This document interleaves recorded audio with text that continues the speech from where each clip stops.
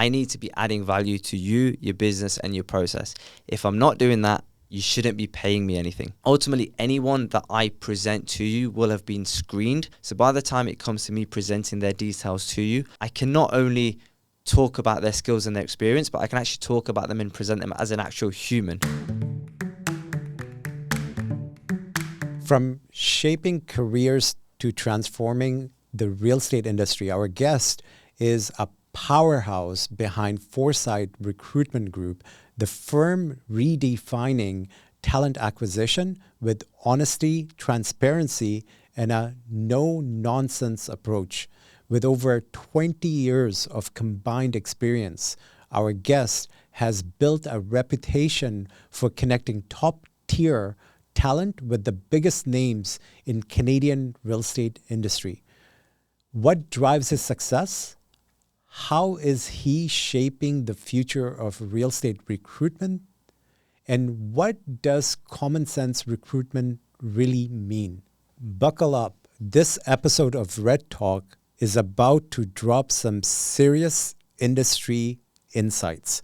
Please join me in welcoming our dynamic guest, Nik Gandhorkia. Nik, welcome to the podcast. Pleasure to be here, Ravi. So tell us a little bit about yourself and about your background when it comes to recruitment. Yeah, for sure. So I've been in recruitment for over a decade. Started off as a career, which I fell into. I don't think many people go through high school or university thinking they're going to grow up to be a recruiter. I fell into it, quickly took to it, enjoyed the aspect of working within recruitment, actually building your own business within a specialized field. Fast forward 5 years, had an opportunity to actually leave the UK behind and move my family to Canada. So I came and arrived to Canada and lived and worked in Ottawa for about 3 years, and then had the opportunity to move to the West Coast in 2022. So for me, as I mentioned, I've worked for a couple of the largest global recruitment companies out there, and then had an opportunity to set up my own business, which is Foresight Recruitment Group. That was formed with a business partner of mine, and we exclusively serve the property and real estate industry. Wow. So you have about a decade of experience in recruitment. How are you enjoying it? It's fair to say I love it. It's dealing with people, right? And it's also having the ability to actually impact people's careers in a positive way. It's a big decision when people look to move jobs, and I enjoy being able to support them. One of the things for me as well personally is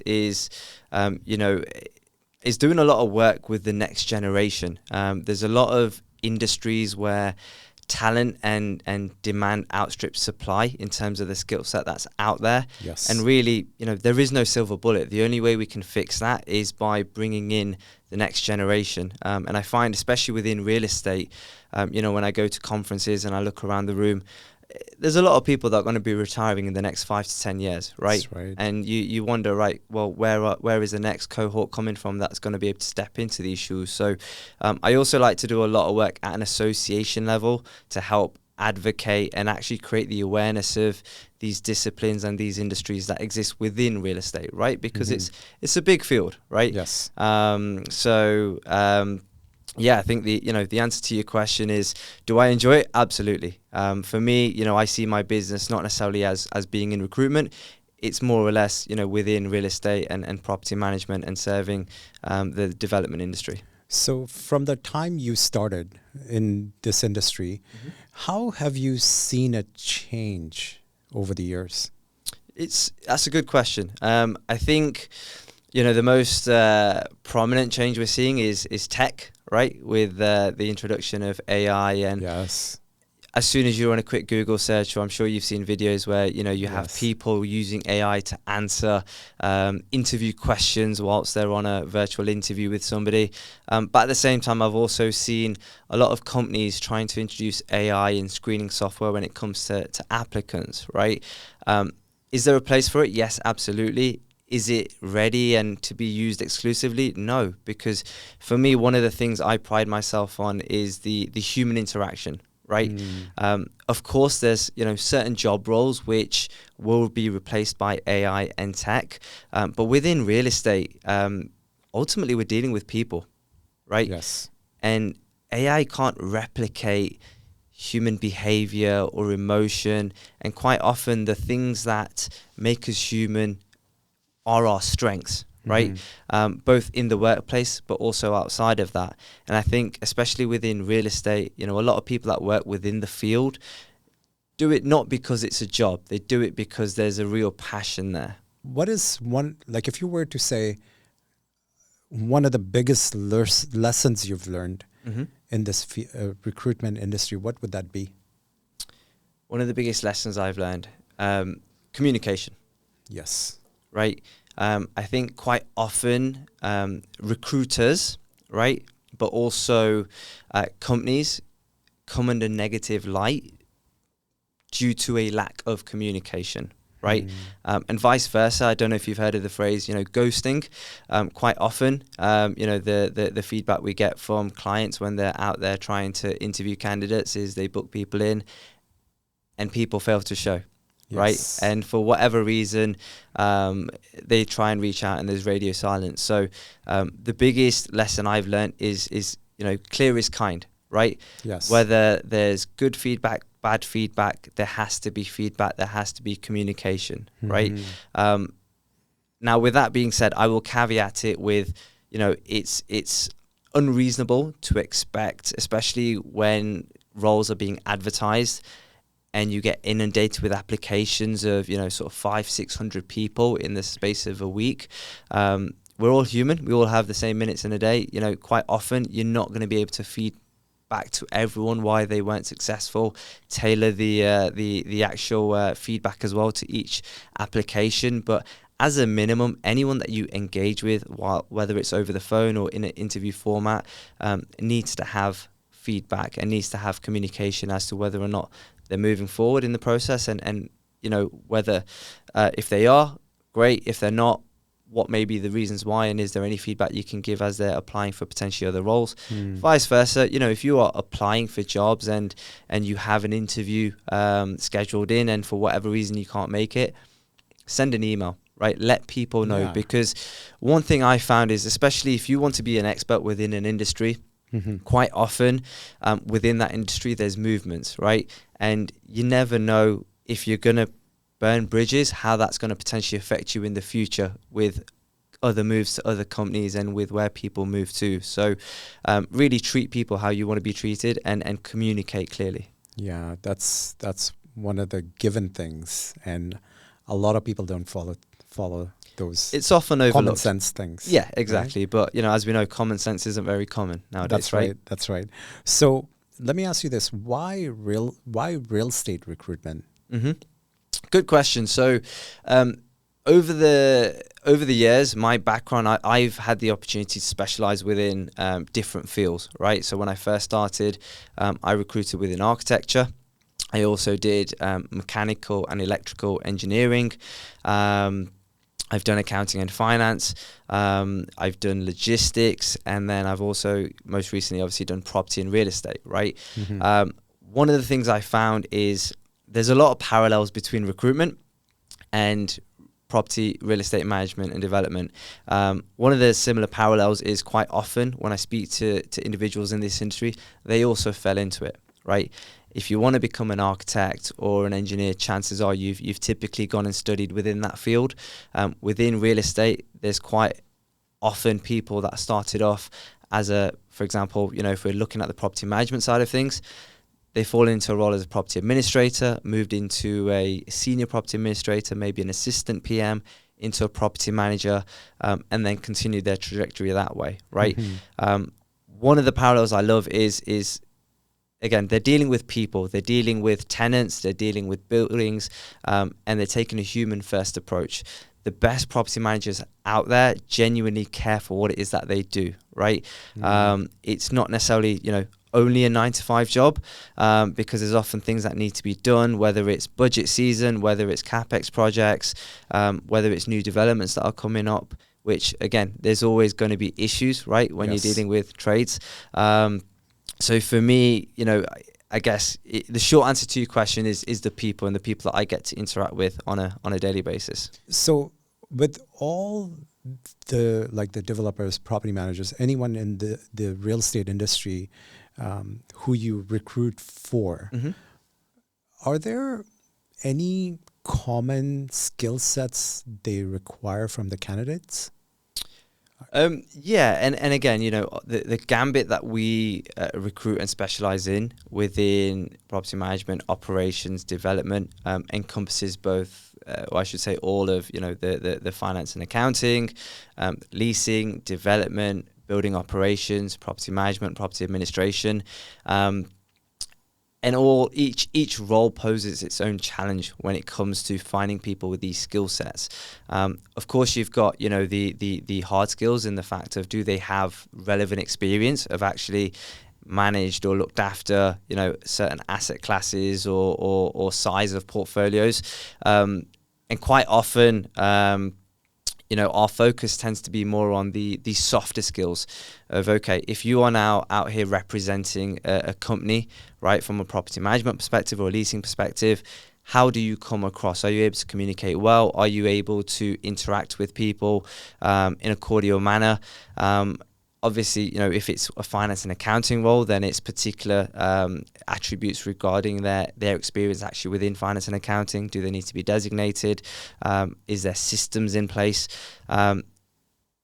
Generally speaking, whenever we engage with clients, we treat each client meeting, interaction, and job registration on a bespoke basis, because it's not right for us to believe that every client, job title aside, needs the same thing there based on their size, their team fit, their culture, the experience level within their team, right? So, it's a bit of a loaded question when you say, is there a set of skills that each client is looking for? By and large, it's dictated by each client and what their needs are. But more often than not, the area that we specialize in, because the industry itself is short-staffed from an experience perspective, and again, we come back to there's more demand than there is supply. Each position tends to be quite challenging to recruit for, and that includes roles at a property administration level, right? Because it's so specific to the real estate industry. Yes. Similar with finance and accounting, right? You have property accountants, you have controllers, but it's very tough to take a controller, for example, from a financial services company or from an insurance company and put them into the real estate world, because they're dealing with different things. Yeah. So what would you say is one of the biggest challenges to acquire like a suitable talent? Yep. I'd say the biggest challenge is actually being able to speak to the people that you want to have come and work for you, right? And the reason being is, especially within the real estate industry, it's very rare where we will post a job ad and the idea of a perfect candidate will actually apply. And the reason being is, really, the people that you want working for you are probably out there working for either your competitors or someone else in an industry, right? Yes. And if they're being kept busy and they're happy where they are, they're not actually now active on job boards looking to apply to other jobs and looking to leave. So the challenge here is, how do you actually now approach them? How do you, in a effective manner, portray your brand, your values, to be able to generate enough interest for them to have a conversation with you? And I feel that's where, for us, one of the things we pride ourselves on is when we work with our clients, we need to be able to be an extension of their brand and what they stand for. And we need to be able to have conversations or pique people's interest by being able to tell them what this company is actually able to offer them. And, when I say offer, I don't just mean from a salary perspective, right? Because again, I believe is that there's always going to be someone that pays more, really.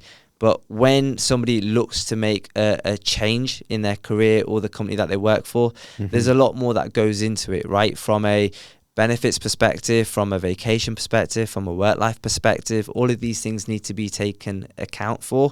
And one of the things I find, especially within our industry, is, just posting a job ad and putting together a job description doesn't tell potential candidates or individuals everything that they need to know about a company. So how do we combat that? It's by actually having conversations with people and creating that awareness and leveraging, you know, someone like myself with the network that I have within that industry, where on a day-to-day basis, I am connecting with individuals that work within the industry that are fairly happy where they are, but they would always be open to something that potentially is either going to give them career growth, increase in salary, better work-life balance. And, you know, the conversation is always based on, okay, well, great, you know, as and when things come up, or if I hear of opportunities that are available, you'll be the first one to know, right? Because for me, it's easier to be able to go back and have a conversation with people that I've already spoken to and screen and have a good understanding of what it is that they're looking for, rather than just now simply going out there and posting a job advert. So a lot of people would think, hey, I can post a job on Indeed or Craigslist or Facebook. What would you say to those people? Like, can you tell our viewers the value you guys bring? Because after speaking to you, I found that there's so much value other than just posting a job post, right? So can you go over some of the values you guys bring to people? Absolutely. And I'll be very candid with you, Ravi. My intention whenever I work with clients is I need to be adding value to you, your business, and your process. If I'm not doing that, you shouldn't be paying me anything. Right. Obviously, when you use a specialist headhunter or recruiter, there's a cost attached, right? It's always typically cheaper for businesses to try and fill positions directly, but quite often either they don't necessarily have the skill set in-house, or if they do, you know, quite often we see HR get tarred with the same brush as talent acquisition, and their intention or you know, idea of recruitment is posting that job ad, right? The way I'll explain it is, when you post a job ad, really all you're doing is you're attracting the people that are on these job boards looking for a new job, right?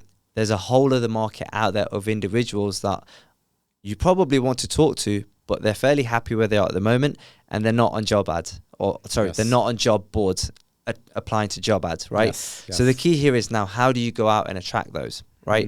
The other challenge we have, and you know, the size of clients that I work with varies from large institutions to REITs to SME businesses and family shops, right? And quite often, if you are potentially on that smaller end of that scale, you may not necessarily have that brand or that presence to be able to attract some of these people, as opposed to if they were hearing of the Quadrilles or the Cushmans or you know, all the large scale developers, right? So now it's a case of, okay, you are trying to recruit positions in a very competitive market where other institutions and companies are also looking for the same skill set. So how do you differentiate your brand?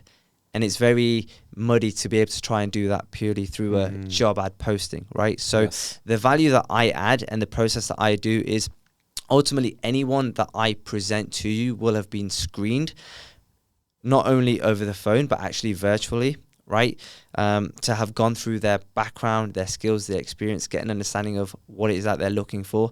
So by the time it comes to me presenting their details to you, I can not only talk about their skills and their experience, but I can actually talk about them and present them as an actual human, right? Quite often, the misconception is, as recruiters, all we do is we just fire out people's resumes left, right, and center. Right? I can't speak for everyone. I'm sure there is people that are out there that do that, right? But again, coming back to, if I'm not adding value to the process, you shouldn't be paying me, right? Ultimately, when we present people to our clients, we're now putting our reputation on stake, right? 100%. Because we should have done this work to ensure they align with what it is that we're looking for based on the actual job profile, the team fit, the culture. And it's at that point where, again, the client is able to decide whether or not to interview these people. If they have questions, we're able to answer those. And again, ultimately, you know, to be candid, if I'm not doing my job, if I don't know those answers to those questions, I expect to be held accountable by my clients, right? And I'll say to them, be ruthless with your feedback, right? Help me help you. But ultimately, you know, there's the way we work with our clients. There's specific clients we will work with on a retained basis because they desire a particular level of service, or quite often there's challenges type of role. by and large, a lot of the clients that we work with is also on a contingent basis, right? So where companies are unsure of working with a recruiter like myself, or, you know, feel they have people in-house, I always challenge them saying, hey, well, if that's the case, what do you have to lose by engaging my services, right? Me showing you the people that I have in my network, you can benchmark them versus the people that you have directly applied or the people that you found. And ultimately, it doesn't cost you anything unless you actually decide to hire one of the people that I've presented to you. But at least now you know that the whole of the market has been covered, and the person that you're bringing on board for this role is actually the best person for the role, not simply based on the job ad that you've put out there and the people simply that have only applied for this role. Yeah. So what would you recommend some of these companies who are recruiting people?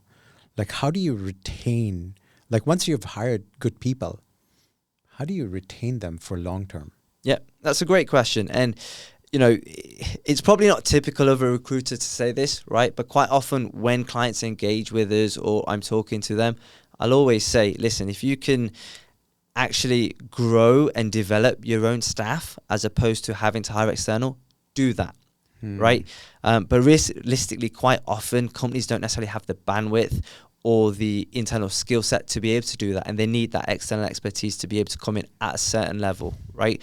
In terms of retaining staff, one of the big things I've noticed, especially since the pandemic, is really, you know, that was the catalyst now of something that I think was coming anyway, but that massively sped up the process of now people realizing there's more to life than just work. Yes. Right? Yes, it's a big component of what it is that I do, but ultimately I find people and individuals that I speak to now, when they're actually looking to make a move, quite often salary is not the main driver anymore. Right? Yes, it's important to an nth degree, but it also has to coincide with a work-life balance, as well as career advancement and growth, as well as team fit and culture. Right? And the one thing I will always say, especially when I'm talking to candidates and, you know, I'm asking them the questions of what it is they're potentially looking for, or why they're considering a move.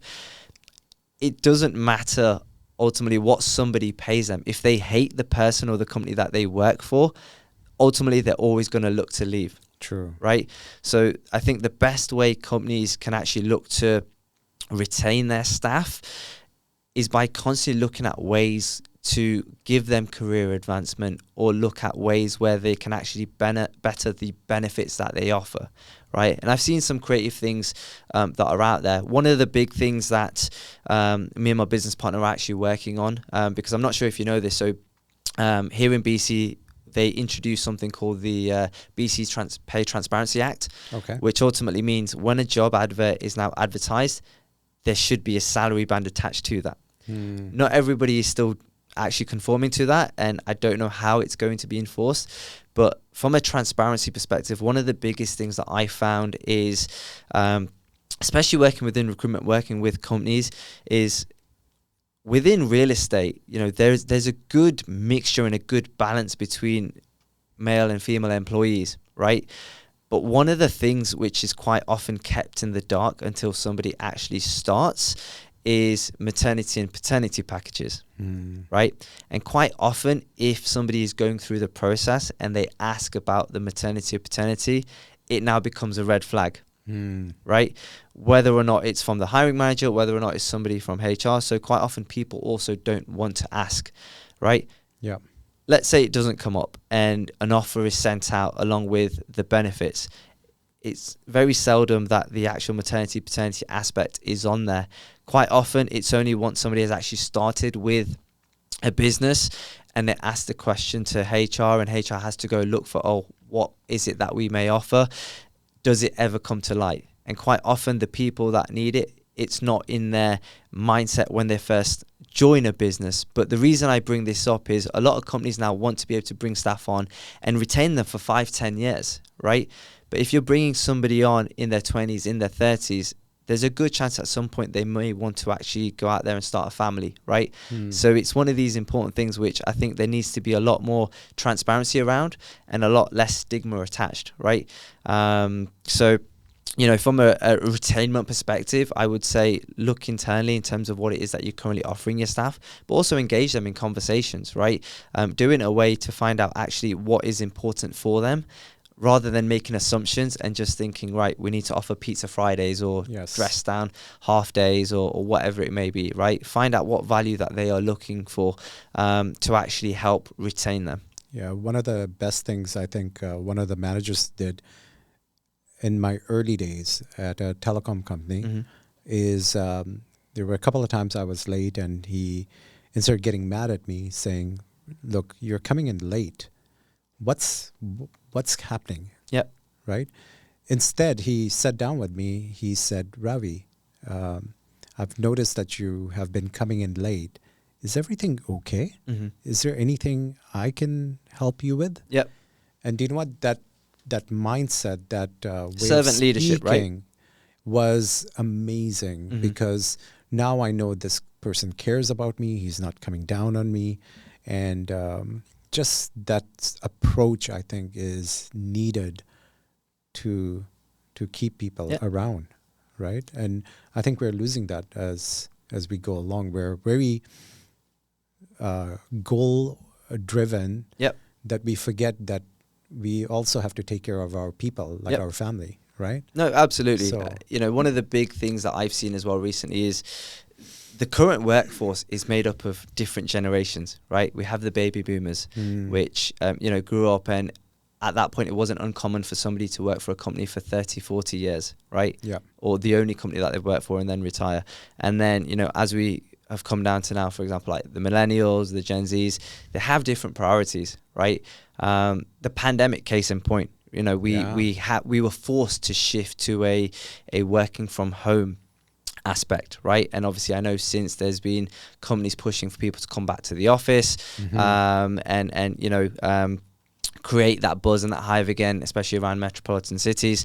And out of that, hybrid work has been sort of born. But one of the things we've noticed is it was actually the younger generation that were driving for that return to office. And the reason being is, they're still very early on within their career, whereas the baby boomers who potentially, were sort of winding down their careers, they were happy to stay at home.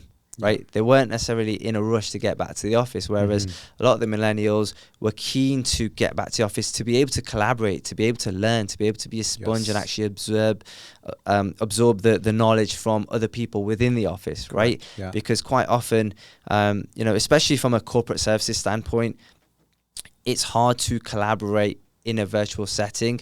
And I think for us personally, we as humans, right, if you go way back when to, sort of cavemen and things like that, we are social creatures. We hunted in tribes.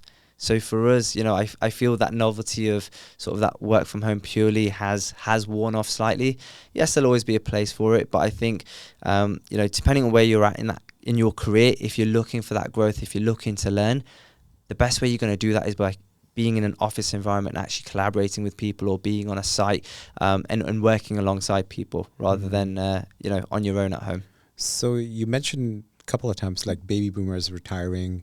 So tell us, how can companies attract young talent to replace these baby boomers and aging workforce? Because aging workforce has quite a bit of experience. Yep. How do you hire talent to replace experience? Yeah, it's a great question. Unfortunately, there isn't a silver bullet, right? I think especially within real estate, the biggest challenge is to create that awareness early on for people to come into the industry, but then also create that awareness to the many fields within the industry, right? I cringe a little because I know we're in an age at the moment where, being an influencer, right, is a very what you would say a very attractive prospect for younger generation. I'm a dad, right? I worry for my kids, right? Yeah. And again, I know we're on a podcast, but for me, it's a case of one of the things we need to do to be able to create that awareness and that attraction is to actually go and talk to people and kids in schools, in high schools, and let them know this whole industry actually exists, right? There's other industries which take sort of front stage, but quite often people don't realize that they can come into this industry necessarily, without having actually gone and got a degree, work for a company, get hands-on experience, and then actually also be, have their qualification be paid for. So in 4 or 5 years down the road, they've now got their degree, they've got their education, they're earning a lot more than what they would have had they waited to join the workforce, and they're actually going ahead and now building a career, right? Mm-hmm. It will take time, right, to be able to create that awareness. I know a lot of companies, a lot of development companies are out there actually doing that and working with associations to be able to do that. I sit on a couple of committees which, is targeting developing the next generation and working with the workforce to create that environment. I think, ultimately the more people that talk about it, the more awareness that is there. And there's other things that we can do, like, for example, building tours, site tours, that creates that buzz, creates that excitement, right? Especially with, school-age kids and high schoolers where, it's a day away from sort of that school and really it, for their friends that don't get to go, it creates that fear of missing out.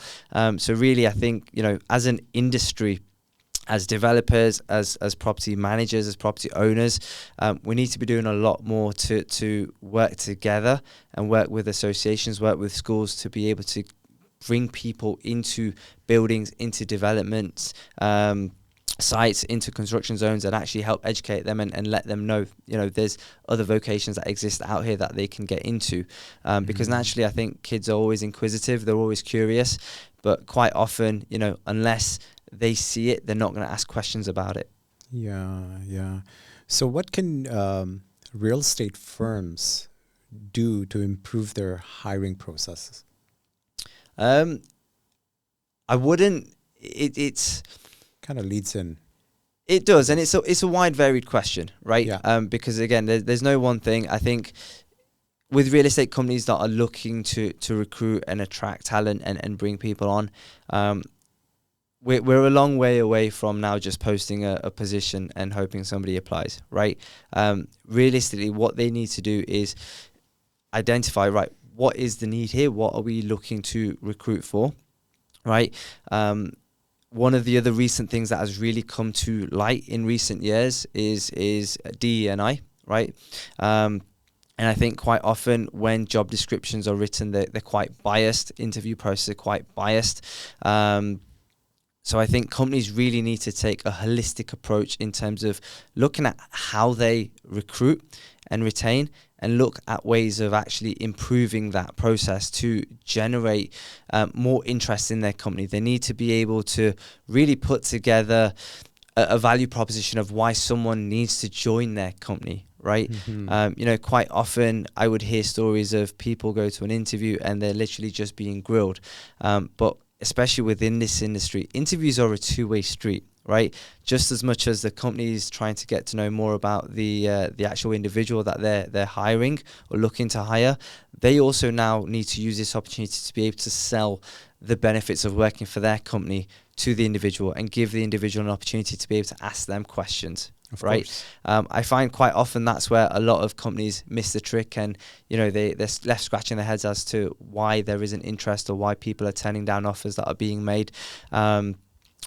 For me, if I was to try and put it under one umbrella, it's taking a human first approach, right? Which again, I know counteracts the whole age of AI coming into this and ATS systems and things like that. But as I mentioned earlier, for me as well, when you hire someone, you are hiring a human, you're hiring a person. Of course. Right? You're not hiring a robot yet. Right? So there's other things that we have to take into account. Yes. And really, I truly feel, especially since COVID, that corporate veil has well and truly dropped. Right? Yeah. And I think it's one of the very few good things that have actually come out of the pandemic. Yeah. So one of the things I wanted to understand, I'm just going to kind of step back a bit, the hiring process. Like, okay, applicants, first you have to attract applicants, mm-hmm. right? So now you got applicants. Now you have to screen them, ask them questions, interview them, whatever way it might be.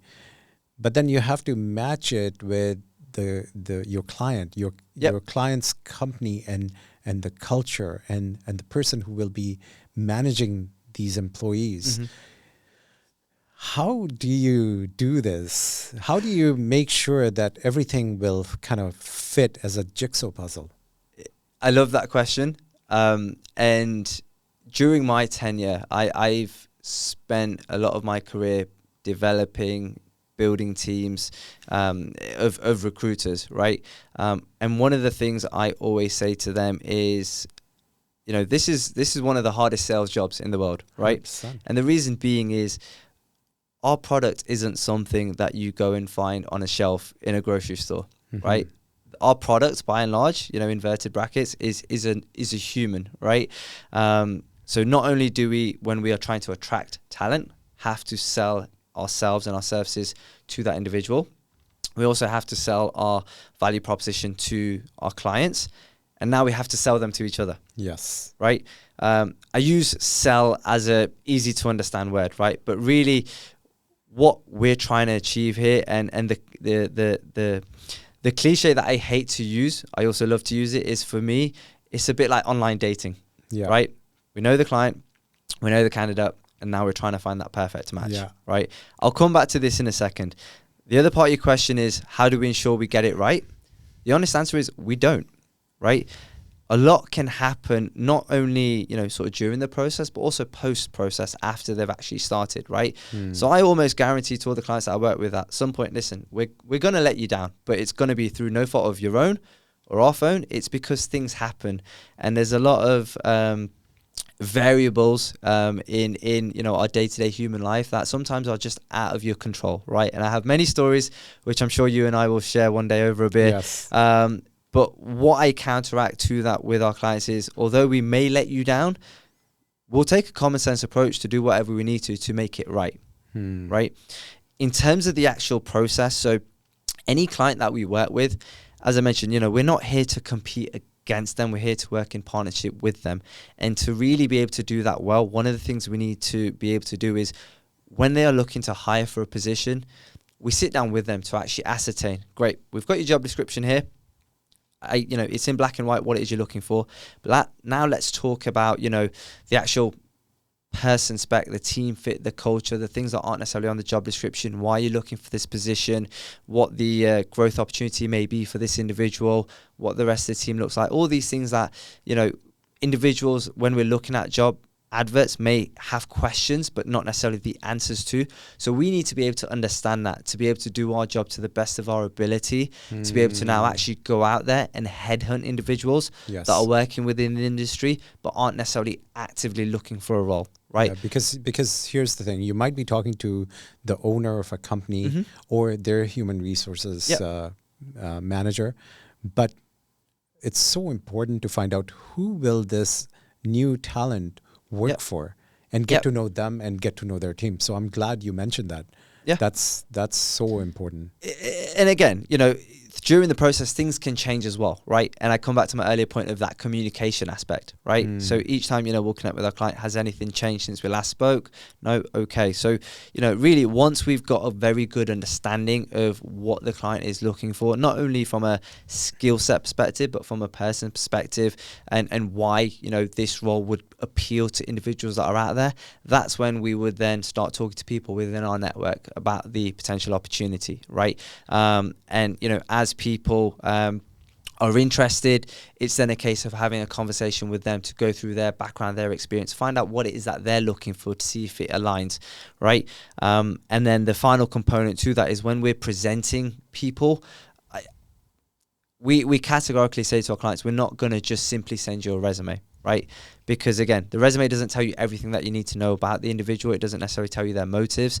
And ultimately, you're hiring a person, not a resume. So when it comes to us presenting individuals to you, we need to be able to either do this face-to-face or have a Teams meeting and really talk through each profile. It gives me the opportunity to answer any questions or any assumptions that you may have, right? Because quite often, and again, being very candid, if there's gaps in people's working history, it can raise a red flag. But quite often, when we talk to actual candidates and get an understanding of why that gap was there, whether it was COVID, whether it was parental leave, whatever it may be, it makes sense, right? But as humans, especially when we look at resumes, we're quick to make assumptions and judgments. So really, it's breaking through that barrier. So once we've had a chance to really present, individuals to the hiring manager, it's at that point where we'll work with them to then set up interviews, right? And again, in preparation, when I'm talking to the candidates that are going for interviews, I'm very transparent, and I'll always advocate saying, listen, this is still a two-way street, right? Just as much as they're asking you questions to find out more about you, you need to be able to ask them questions to actually ascertain, A, is this a company you want to work for?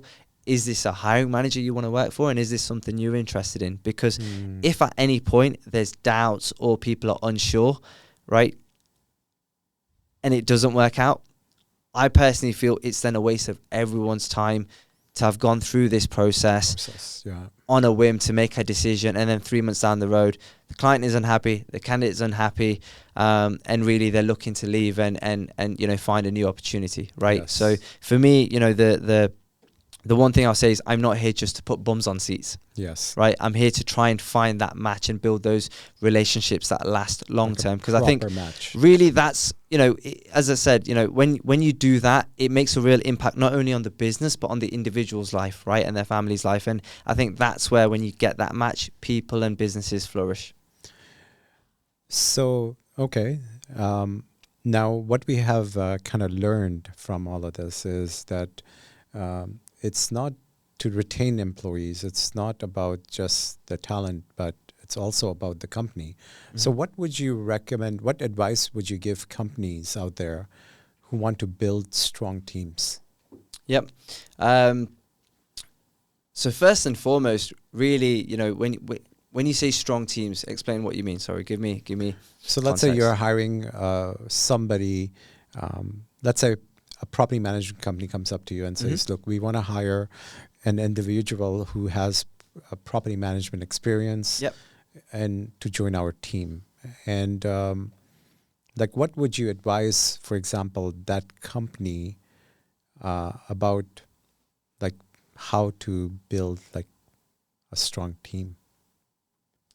Yeah, it's... if you were to give them one advice, kind of throw it in there, right? Yeah. Yeah, and again, anecdotally, it's often companies will use recruitment companies to bring in people that have no experience because it's cheaper for them to do that themselves. So quite often we're engaged because there is that specialist need or it's a hard to fill role, right?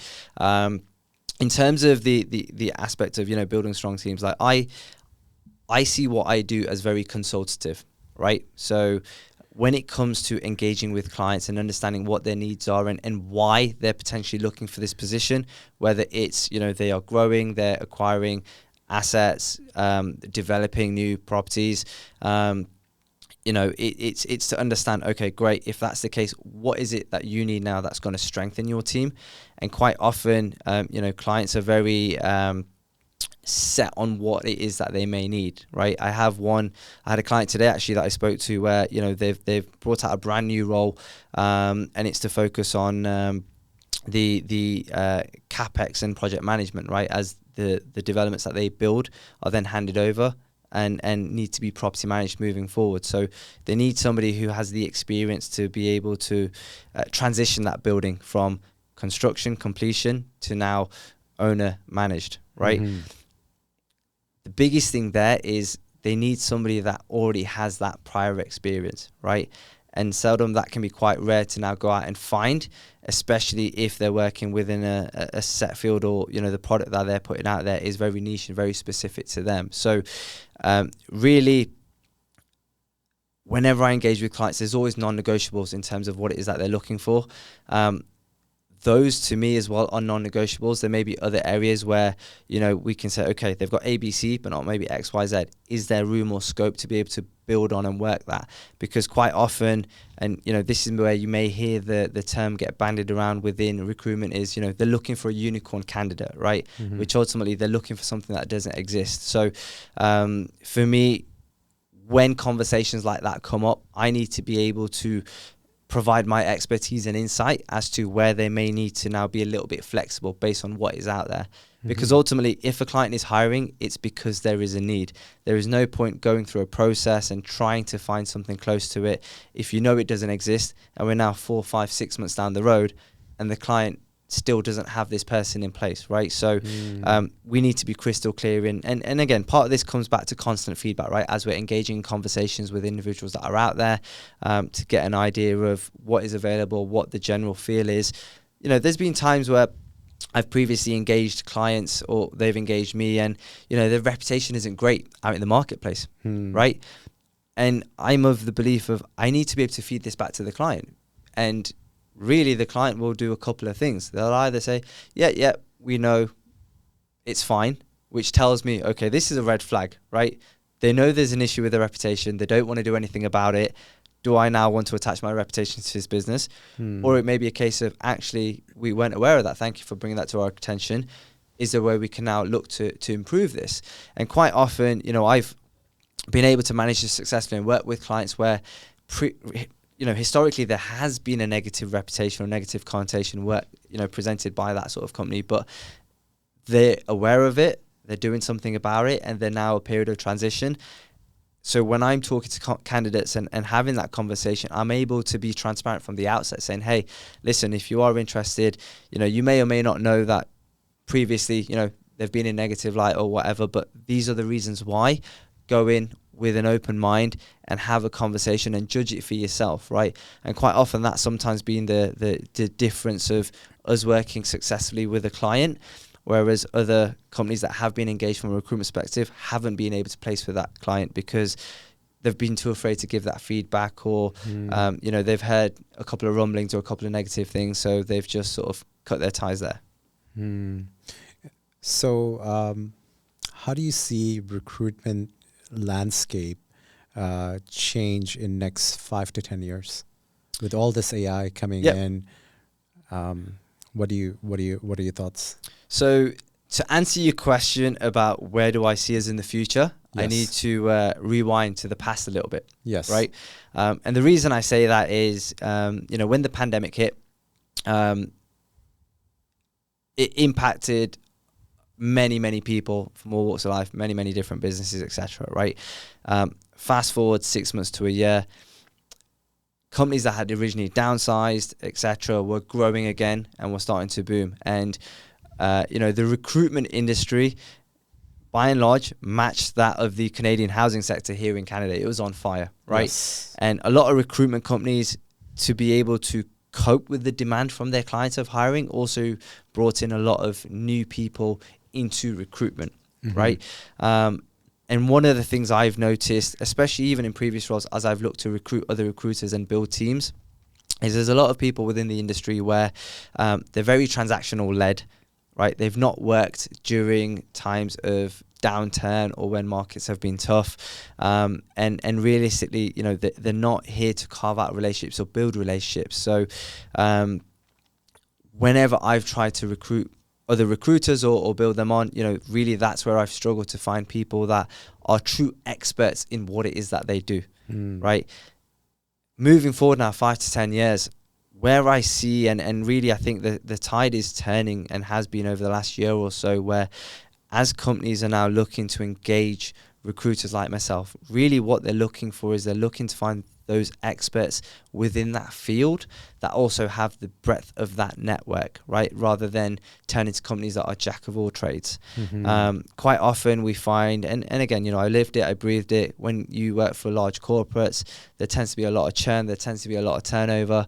Clients are fed up of having to, you know, reintroduce who they are to potential recruiters that are out there that are now going out there and servicing roles for them. So really what I think is going to be the way that the businesses move forward is based on the relationships that they build with their recruiter. And as I mentioned, being an extension of their brand, right?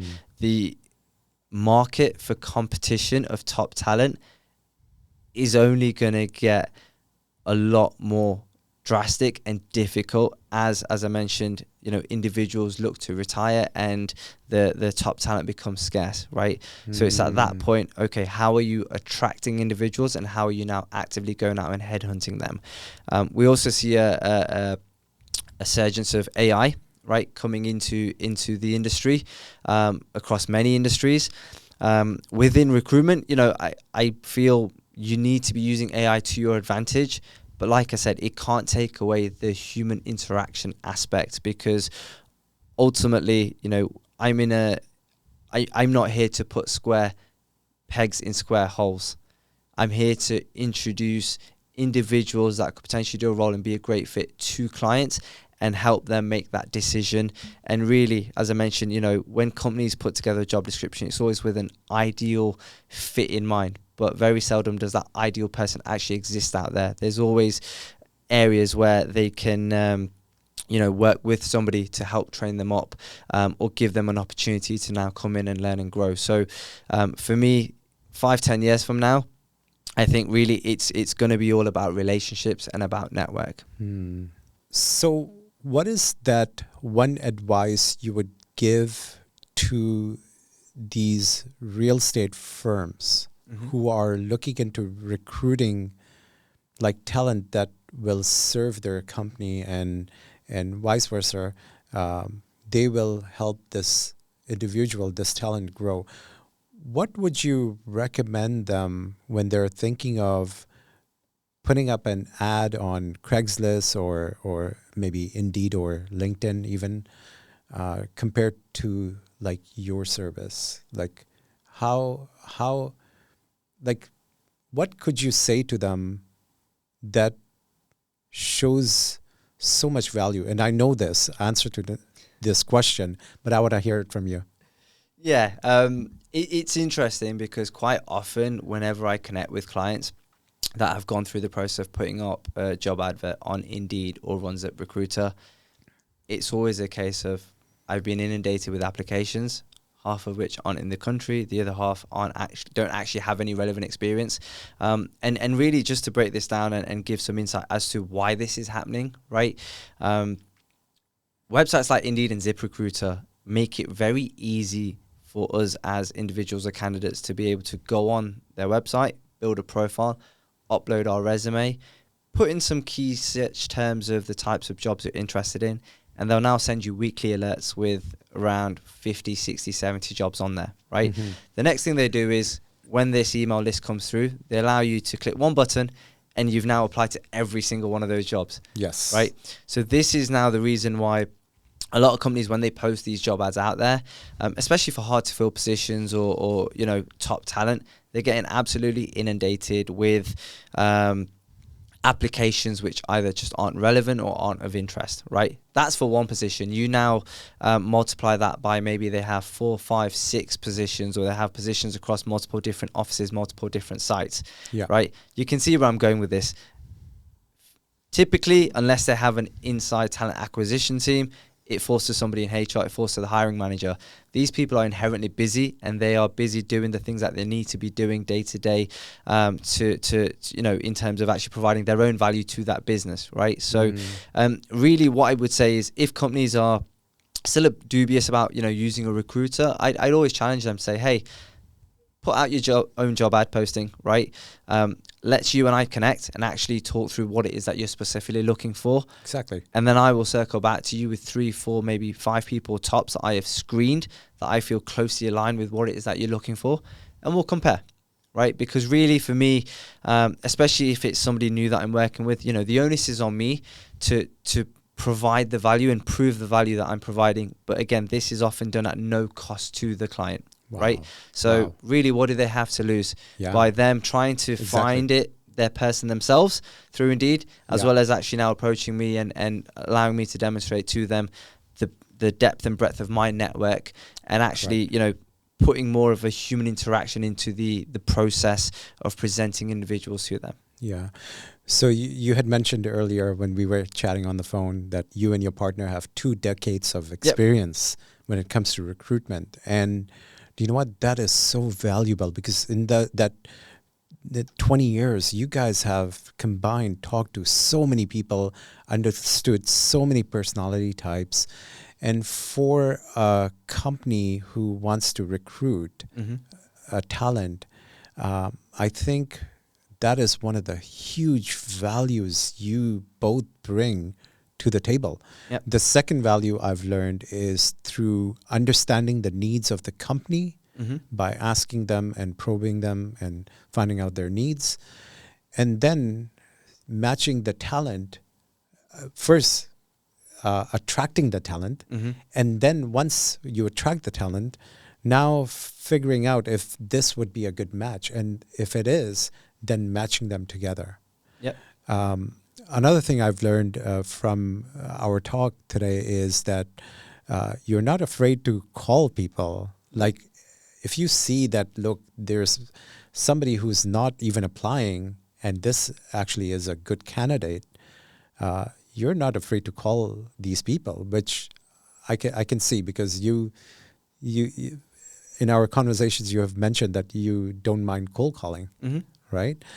And I think the cost of hiring the wrong person can exceed, and the pain of hiring the wrong person can exceed the investment these companies can make with you.